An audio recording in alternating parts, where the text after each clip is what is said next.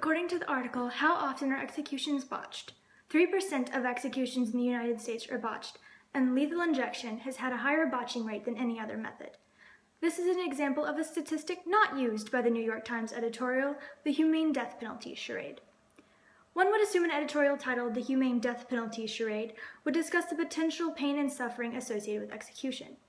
However, the New York Times fails to properly support their claim that prisons cannot painlessly kill inmates by both going off topic and leaving out crucial information.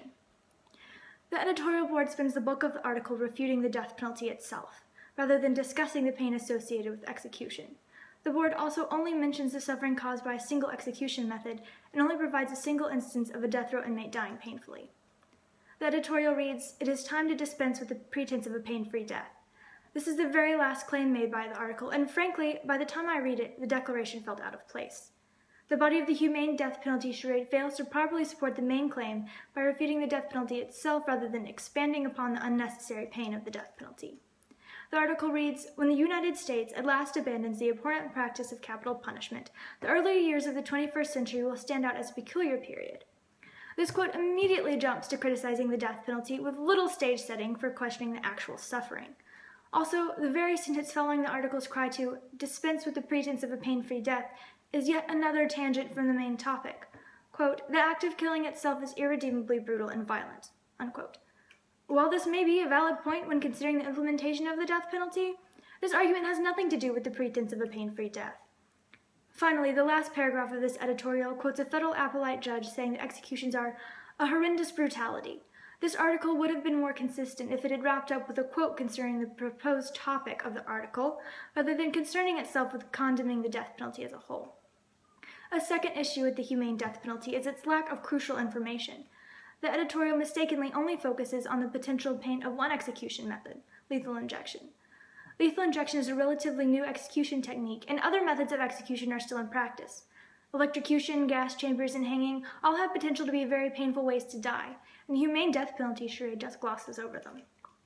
According to a journal article titled "Modern Methods of Executing Condemned Prisoners," soon after the implementation of electrocution, reports began to circulate of executions where the equipment appears to have malfunctioned to such an extent that flames shot from the prisoner's body with intense muscle spasms, generating excruciating pains. Unquote. This practice dropped in favor after these findings, but is still implemented by some states. Gas chamber executions have also had their fair share of bad press related to painful deaths.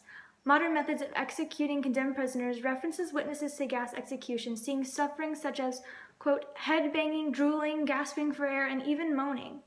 According to the New York Times article titled "Gruesome Deaths in Gas Chamber Pushes Arizona Toward Injections," Arizona's first attempt at gas chamber executions met with disastrous results. Inmate Eugene Harding took over 10 minutes to die. The article reports that Harding was gasping, shuddering, and desperately making obscene gestures with both strapped-down hands. Once the most popular method of execution, hanging is now considered antiquated by most states. The journal article "Methods of Execution as Institutional Fads" reports accounts of prisoners who took over 5 minutes to die, slipped through the noose, or fell due to the rope breaking. Each and every one of these kinds of executions cause notable agony and suffering to prisoners who undergo them, and failing to even mention them is a serious oversight. Another instance where the humane death penalty charade overlooks key information is when the editorial does not provide more than one instance of a painful death due to execution. The execution brought up by this article is that of Clayton Lockett. While Lockett's death is a noteworthy instance of pain caused by lethal injection, there are many other instances of botched executions of not only lethal injection, but asphyxiation and electrocution as well.